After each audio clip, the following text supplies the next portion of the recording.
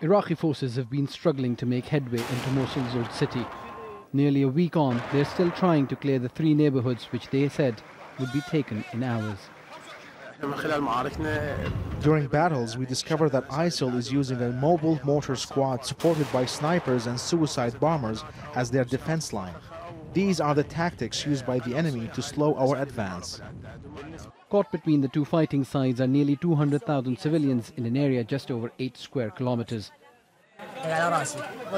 Look what's become of us. My head's been injured by shrapnel. We can't bear it. There are more and more deaths. My brother, uncle and sister-in-law have all been killed. More than 100 civilians have been killed, according to sources from Mosul, since Saturday's offensive began. ISIL's been hiding among civilians and inflicting heavy losses on Iraqi forces.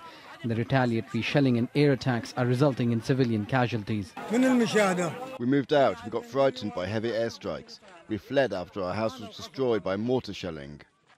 The Iraqi army, counter-terrorism forces and federal police say their objective is to free people from ISIL and save lives. But saving lives is proving easier said than done. Iraqi forces are being told by aid agencies and rights groups that as they try and push ISIL out of its last stronghold, they must make sure that civilians are not caught in the crossfire.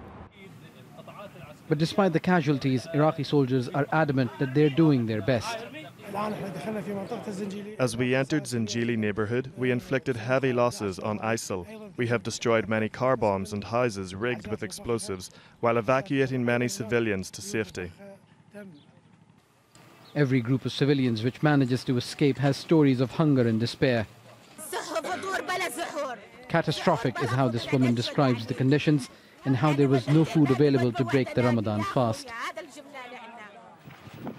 ISIL is fighting to protect its last urban stronghold in Iraq, but 3 years after the Iraqi forces fled from Mosul, many hoped they would be able to end the battle sooner. Osama Bin Javaid, Al Jazeera, Erbil, northern Iraq.